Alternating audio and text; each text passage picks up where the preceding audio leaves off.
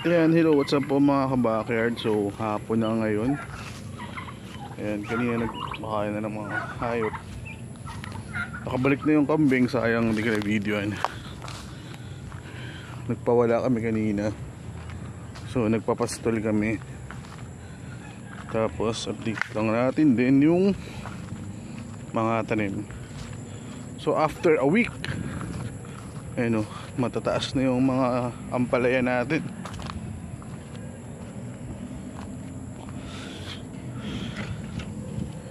Ayan, silipin natin.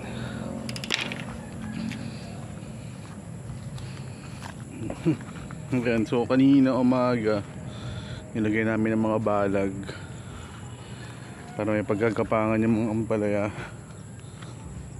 Tapos yung ilagay na rin ng abono, yung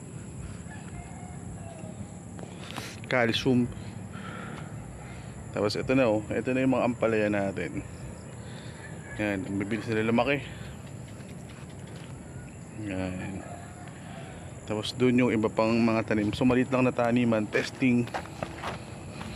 Tapos ngayon, magbibigay tayo ng feed sa mga kambing.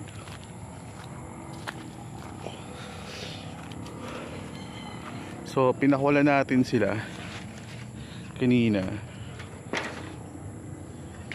Tapos ngayon, bibigyan natin ng feeds.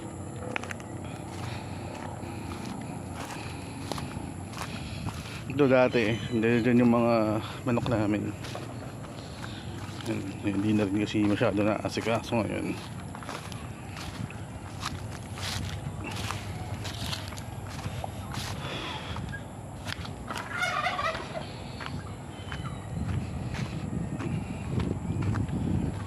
So ito.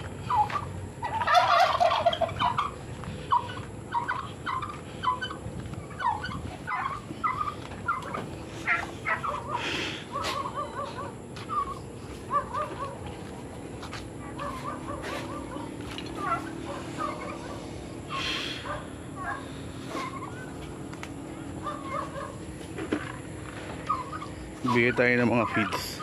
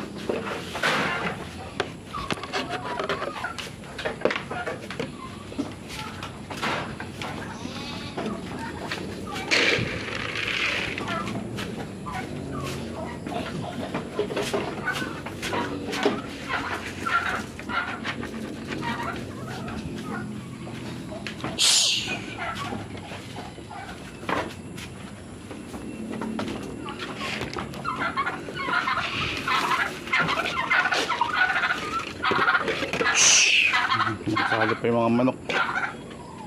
So yan.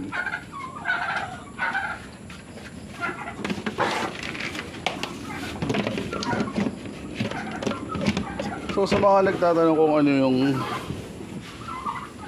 feeds na gamit namin ay Chexer feeds. Ayan.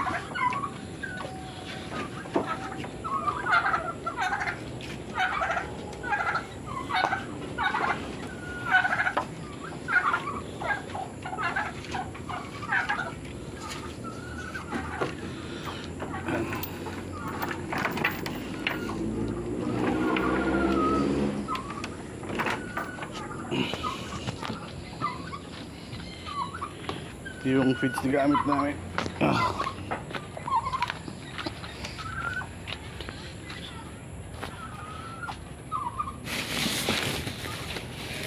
Yan, ito.